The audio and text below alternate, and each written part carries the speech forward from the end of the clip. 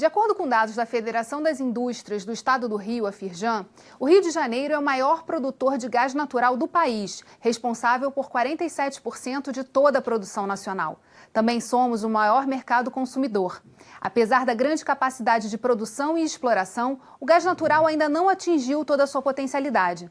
No Rio em Foco, que começa agora, vamos entender quais as iniciativas que já estão sendo tomadas para reestruturar o setor de gás, atraindo novos investimentos e promovendo maior competitividade. Vem com a gente!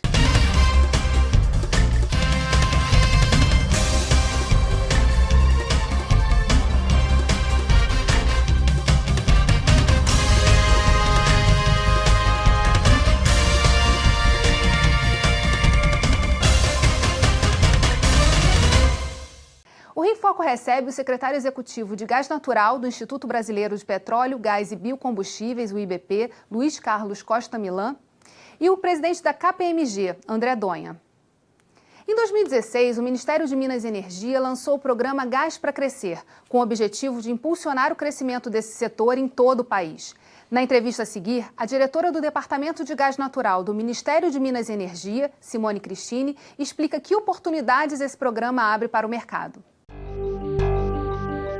O programa Gás para Crescer ele tem o grande mérito, na verdade, de construir as condições para um novo mercado, um mercado onde a Petrobras, na verdade, não vai exercer esse papel predominante que ela exerce hoje, mas que ela vai continuar sendo um agente relevante, mas a gente vai ter a oportunidade de ter outros agentes diversificando esse mercado, ou seja, a gente vai se encaminhar para a competição.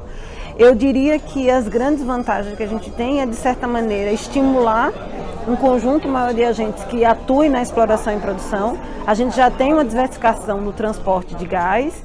A gente pode, em grande maneira, incrementar o segmento de distribuição nos estados e, ao final, a gente pode, ao longo do tempo, construir um mercado onde as trocas econômicas sejam suficientemente equilibradas a fim de que a gente possa ter efetivamente um gás em condições competitivas e que saia em condições de preços mais razoáveis, mais atrativos para a sua utilização. De fato, o programa, ao fazer o mercado de gás crescer, ao trazer novos agentes para exploração e produção, para a venda de gás, na verdade isso vai criar, eu diria, um processo sinérgico positivo em que o segmento de distribuição ele vai se desenvolver pelo maior volume de gás que vier a ser movimentado nas suas malhas de distribuição. Então, naturalmente, isso ao final do dia vai virar imposto, vai virar renda, vai virar empregos. Qual o cenário hoje do gás natural no Rio de Janeiro e no país? Hoje, o Rio de Janeiro ele apresenta, o país todo apresenta um potencial enorme para o crescimento do uso do gás natural. Se a gente olha médias históricas, a indústria tem crescido cerca de 8% ao mês o consumo de gás natural. Comparado a outros países muito mais desenvolvidos, como Estados Unidos, ou pegar toda a Europa Ocidental, hoje o nosso consumo ele é baixo. Quer dizer, a participação do gás natural na matriz energética, que roda em torno de uns 7%, teria um potencial de crescimento enorme. Hoje a gente não tem... Acho que os Estados Unidos ele consome 20 vezes o que a gente consome em gás natural. Então, quer dizer, esse cenário abre para a gente um potencial enorme de exploração, do incremento dele, né, na nossa matriz. E eu acho que com isso, quer dizer, o programa Gás para Crescer ele vem exatamente para abrir esse caminho. E basicamente o que a gente está falando aqui é da saída da Petrobras como monopólio. Ela tem um monopólio hoje de exploração e distribuição desse gás e com o programa isso se abre-se o mercado para outras empresas. Como é que o IBP tem visto e trabalhado esse tema junto ao setor de óleo e gás? A Petrobras, ela como incumbente, hoje em dia o papel que ela exerce é fundamentalmente, ela é a única vendedora do gás. Mas ela não detém um monopólio, não. Você tem outras empresas que produzem no país. O grande mérito do programa Gás para Crescer, e isso eu acho que a gente deve reconhecer e transferir ao Ministério de Minas e Energia, foi a iniciativa de gerar uma proposta de alteração dessa situação. O que a gente pretende, fundamentalmente?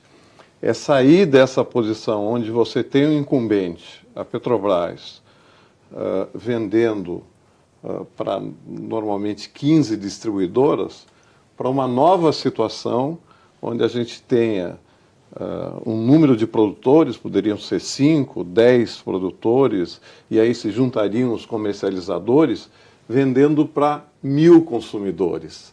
Então, essa é a grande virtude, é a grande proposta que tem por trás do Gás para Crescer. E existe uma preparação por parte das empresas de aproveitar essa oportunidade? Quer dizer, existe uma infraestrutura que pode ser construída? Como é que é o cenário hoje? A infraestrutura está aí disponível. O programa, além de tensionar criar essa nova situação, ele precisa fazer alterações tanto no marco legal quanto nas questões regulatórias, de maneira que permita que terceiros, que não a Petrobras, tenham acesso à infraestrutura existente, para que você saia dessa situação de um vendedor para 15 compradores, para essa nova situação que eu mencionei. A virtude do programa é atacar todos os elos da cadeia, de maneira que isso efetivamente possa acontecer. Ou seja, vários produtores, vários transportadores, chegando em muitos consumidores. Tem um dado interessante, desde da colocação, né, do programa, 4 grandes organizações internacionais já assinaram termos de entendimento, apresentando sua vontade de fazer esse investimento na costa para a construção das plantas de GNL. Então existe um estudo, a gente tem um potencial pelo menos para 14 posições, se a gente pegar toda a divisão da costa brasileira, e 4 delas, desde a promulgação do programa, já apresentou seu interesse. Então, quer dizer, isso eu vejo como um tremendo incentivo, como o Luiz diz, né? E a gente está falando das oportunidades trazidas pelo pré-sal, quer dizer, quanto mais petróleo, mais gás também disponível para esse tipo de exploração. O pré-sal tem um tema interessante, porque hoje, na verdade, a produção de gás ela passa a ser, não é que ela passa a ser um problema, a disponibilidade do gás que vem por conta da característica desses campos, ela muitas vezes pode inviabilizar ao desenvolvimento de alguns campos. Alguns campos foram devolvidos, né, ao governo pelo fato de não saber o que fazer com esse gás. Então você imagina toda uma campanha que vai ser desenvolvida para uma produção a 400 quilômetros da costa, com uma produção de gás tremenda e uma dificuldade de injeção. Então poder exportar esse gás significaria um investimento muito alto em plantas flutuantes de GNL para poder exportar. Uhum. No momento que você passa a ter uma infraestrutura, como o Luiz colocou, você dá acesso a um mercado potencial enorme. Então, quer dizer, eu acho isso um tremendo potencial para a gente, né? A gente vai fazer um rápido intervalo e voltamos já. Rio em Foco aqui, política e economia caminham juntas.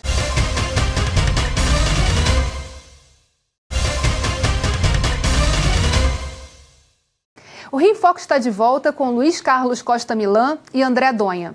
Estudo realizado pela COP, da Universidade Federal do Rio de Janeiro, mostrou que em 2016 o gás natural representava 34% das fontes de energia no estado e que essa participação na matriz energética pode aumentar até 10 pontos percentuais em 2031. Além disso, o gás também vem ganhando mais espaço no setor de transportes e no consumo residencial. São todos os contextos assim, do que a gente tem de mercado consumidor. Mas para a gente ter justamente esse processo caminhando, mais empresas participando e essa logística acontecendo, tem um trabalho aí que o senhor citou no início do bloco anterior, que é justamente a legislação mudar. Perfeito. Como foi esse trabalho de grupos de trabalho discutindo esse tema dentro do programa Gás para Crescer? Já existe uma estratégia desenhada? E como foi a participação das instituições? Absolutamente. O mérito que eu quis atribuir no bloco anterior ao Ministério foi exatamente de ampliar essa discussão para todos os segmentos da cadeia de valor do gás natural. Então, houve uma participação muito intensa, houve 8 subcomitês que foram criados, onde cada um desses elos da cadeia foi discutido, inclusive o da integração entre gás natural e geração de energia elétrica. E o que se tem hoje, na verdade, é um produto que já está no Congresso, em vias de ser avaliado pela Comissão de Minas e Energia, para que se transforme numa lei e, com isso, promova o que eu mencionei antes, a modernização do setor. Então, esse caminho é um caminho que já foi trilhado e agora, quer dizer, está lá no Congresso para ser discutido e a gente espera ser aprovado. O que esse projeto de lei altera no marco legal hoje em vigor? O que altera é fundamentalmente a substituição do incumbente, que de certa forma a lei atual ela foi construída dentro desse contexto por um número maior de agentes, ou seja, tanto na produção, você teria, eu falei, entre 5 e 10 agentes que poderiam ser produtores ou comercializadores. No transporte, a Petrobras já alterou e já vendeu uma parte da infraestrutura de transporte e está em negociação para vender outras partes. Na distribuição, Petrobras também se desfez de posições na área de distribuição de gás natural. O que a gente está olhando, então? Atração de investimentos, um número maior de agentes participando e, fundamentalmente, o aumento da competitividade do gás natural. Acho que esse aumento de competitividade leva a desconcentrar o mercado, ele leva a essa abertura. Um dos maiores problemas que nós temos, que acho que é a malha adutoviária, no momento que ela passa as mãos de terceiros privados, deixa de ser uma ferramenta de governo para onde eu quero levar o gás, senão uma ferramenta de expansão baseada em resultado. E quem vai ter maior interesse nisso é o setor privado. Então, nesse ponto, a gente só tem a ganhar. A gente está falando aqui de algo importante, que é a questão do preço. No estudo da Firjan, lançado recentemente, ela aponta que o preço do gás no Rio de Janeiro, que é o maior produtor, é maior do que nos outros estados da região sudeste. Por que isso acontece? E, em avançando o programa Gás para Crescer, pode haver alteração também nisso? Quer dizer, o preço ficar mais competitivo? Sim, a tendência é que o preço a futuro, né, estimativas que a partir de 2020, acho que agora estendendo um pouquinho mais 2025, tendo esse mercado agora muito mais aberto, né, com o setor privado atuando, que esse preço caia. Na verdade, como você comentou, né, o Rio de Janeiro ele basicamente produz 50% do gás natural do Brasil. Então, quer dizer, e se a gente fala de produção em águas, isso é 60%. É meio difícil de se entender por que no estado ele acaba estando mais caro. A grande preocupação é que os programas de incentivo não deveriam artificializar o preço.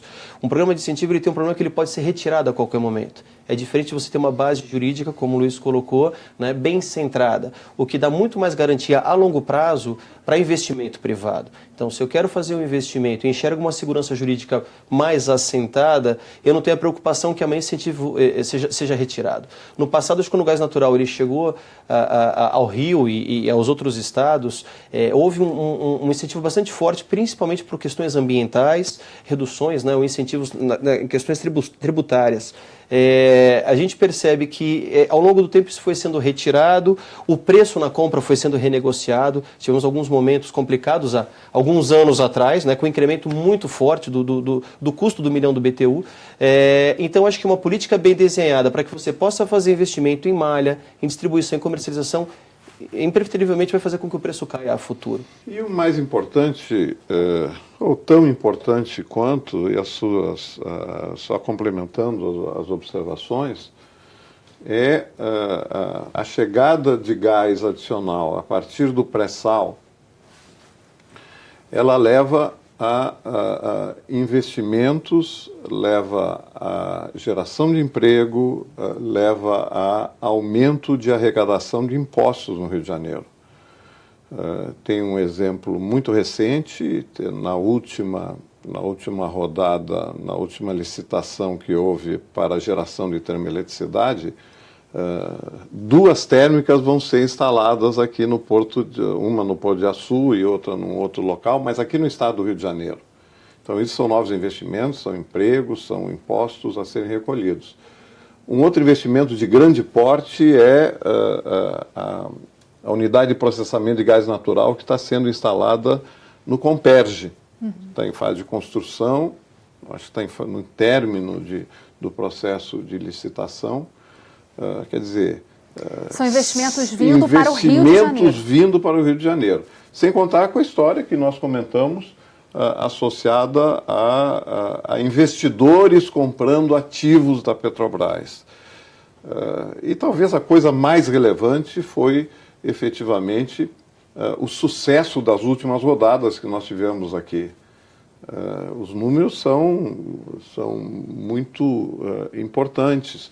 E nesse momento o que a gente tem no Brasil são todos os grandes players, as grandes companhias internacionais atuando aqui no Brasil.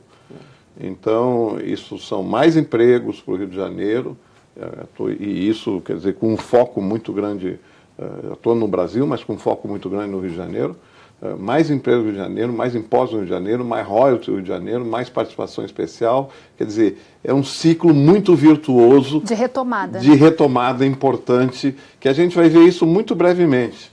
Acho que a partir de 2020, 2021, tem um certo... Uma inércia, né? Uma certa inércia para ser...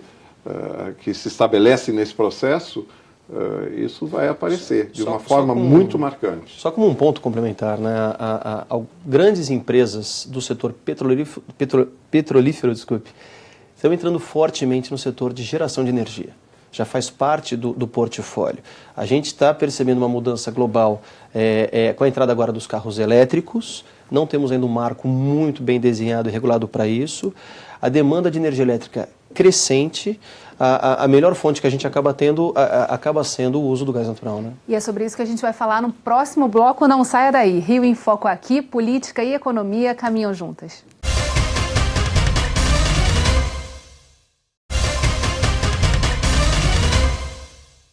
Por ser menos poluente, o gás natural pode se tornar uma ferramenta de transição para a economia de baixo carbono. Era exatamente o que a gente estava falando no bloco anterior, quer dizer, o quanto a utilização do gás natural pode ser também menos poluente. Para a indústria é também uma ferramenta para essa transição. Como é que está sendo visto, principalmente nessa questão das novas políticas acontecendo, como é que está sendo visto isso e os investimentos estão sendo feitos também para essa transição? Mais uma vez, né, acaba tendo um potencial enorme para o uso do gás natural que eu acho que não é aproveitado. Hoje, se a gente olhar para o parque industrial, cerca de 3 mil indústrias utilizam o gás natural. O consumo hoje residencial está na faixa de 3 milhões de usuários. Estamos falando de um mercado de 210 milhões de habitantes. Então, veja bem, os estabelecimentos hoje, cerca de 40 mil só utilizam gás natural. Então, o potencial de crescimento é enorme. O que faltava até então era uma rede bem estruturada, acesso e a preços competitivos. A gente percebe que baseado, né, ou com a expectativa de tudo que está nos trazendo o programa Gás para Crescer, a tendência é que isso cresça muito. Temos outro problema que é geração de energia, né? Por mais que seja feito investimento em outras fontes de geração, tanto a incentivada quanto a hidrelétrica, a gente sabe que o uso do gás natural é muito fácil, né? O liga e desliga de uma usina termoelétrica. Então é uma fonte de energia que em momentos de estresse hídrico, falta de chuva, você acaba entrando e é quando a gente acaba tendo o maior pico de consumo. Então acho que esse é um cenário bastante positivo em termos de pela demanda que virá pelo consumo. E você tinha citado no bloco anterior os carros elétricos, né? Que agora há uma política mundial de estímulo aos carros elétricos. Mas a gente tem já os carros bicombustíveis com gasolina, gás e motor elétrico funcionando aí como uma oportunidade também de participar dessa transição, do setor de óleo e gás não sair completamente. Perfeito, né? Perfeito. É engraçado, recentemente em viagem aos Estados Unidos, em Houston, para você ter uma ideia, né? Uma cidade sede do petróleo, né? A quantidade de carro elétrico, a quantidade de pontos de abastecimento que você tem, porque, claro, o excedente em produção de energia, para eles não é nenhum problema você ter os parques onde você possa fazer esse tipo de carregamento. Aqui no Brasil isso vai ter que ser bem mexido. Isso vai ter que ser muito estudado, né, Luiz? É interessante, você tem alguns países eu estava, na semana passada, num grande congresso mundial sobre gás natural e surgiram lá alguns exemplos que são bem impactantes. 25% da frota de carros da Noruega já é baseado exclusivamente em eletricidade. Dado número 1. Dado número 2, 50% dos carros vendidos no ano passado são elétricos. Evidentemente vai demorar isso a chegar no Brasil. E a questão talvez que a gente tenha, a gente entender e reconhecer a importância do gás natural como combustível de transição, em primeiro lugar, a questão da energia renovável, que é o que a gente está vendo aí como grande tendência, tanto solar quanto fotovoltaica. A questão toda é a seguinte: quando não tem vento e à noite, você precisa de alguma coisa para manter o suprimento elétrico. E aí o grande papel do gás natural.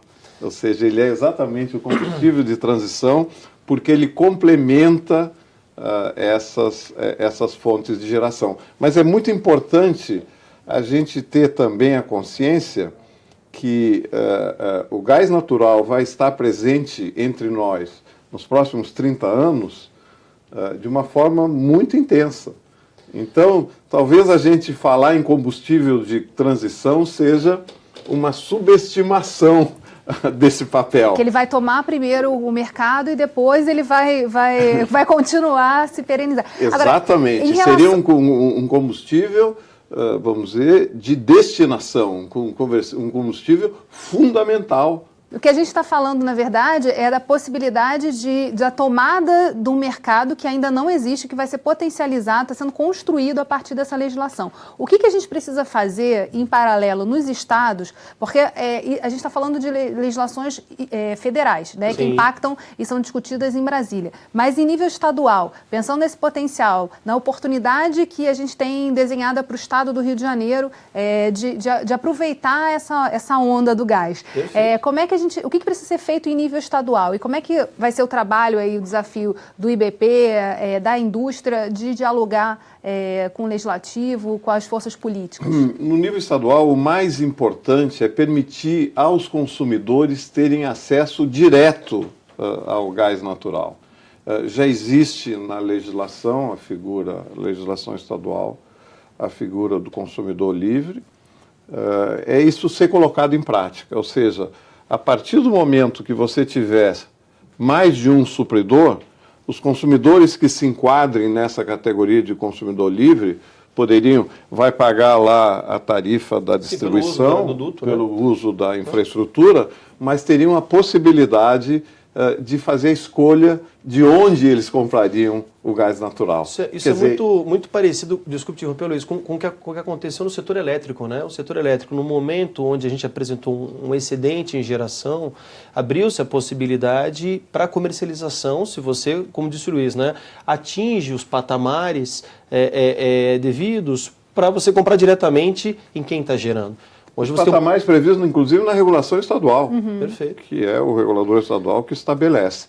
Então, isso é um ganho para os consumidores espetacular, porque permite um aumento de competitividade e uma condição de aquisição de compra do gás natural de uma forma mais competitiva. Ou seja, ele deixa de ter apenas a opção da distribuidora e passa a ter a opção de todos os produtores e cria-se um mercado, efetivamente. Tem um dado interessante, Isa, acho que vale a pena a gente explorar. Cerca de 15 anos atrás, eu estava fazendo um estudo, tese de mestrado, aquela coisa toda, e junto com o grupo a gente chegou à seguinte conclusão, né? A população mundial, se a gente faz uma avaliação da virada do século XIX para o XX, pegando o ano de 1900, para o final do século passado, ela cresceu, acho que 6 vezes, de 1 a 6 6 bilhões de pessoas. O consumo de energia per capita ele cresce 15 vezes. E isso a gente ainda não estava vivendo esse momento do boom tecnológico, consumo de energia. Se pegarmos esses últimos 20 anos e fizermos o mesmo comparativo percentual de crescimento da população versus consumo por demanda de energia, qualquer um hoje carrega o seu celular, um laptop, quer dizer, uma quantidade. Então existe uma demanda de energia muito grande. Por isso que eu corroboro com o que o Luiz disse. Eu não sei se o gás natural sendo pensado como um combustível de transição. Senão ele veio e para isso precisa de um marco muito bem amarrado, né? Em 2008, o IBP fez um grande debate, um diálogo sobre o Rio além do petróleo. A gente está falando aqui do gás natural, que está dentro da indústria do petróleo, é algo produzido junto. A gente pode considerar o gás como um potencial para a gente poder realizar essa questão do Rio além do petróleo? Nenhuma dúvida. Quer dizer, como o gás que nós temos no Brasil é fundamentalmente gás associado, é algo que nós vamos ter que resolver e, quer dizer, um dos caminhos é exatamente esse programa Gás para Crescer, que foi o objeto da nossa discussão desde o início. Bem, infelizmente o programa chegou ao fim. Obrigada, Luiz, obrigada, André, e obrigada a você, telespectador, que acompanhou a nossa programação até aqui. Aproveite para se inscrever no nosso canal do YouTube. O endereço está aparecendo aí na sua tela. Você também pode enviar dúvidas e sugestões para o nosso e-mail rioinfoco@alerj.rj.gov.br ou para o nosso WhatsApp 21 98890 4709. TV Alerj, o canal do Povo Fluminense. Até a próxima.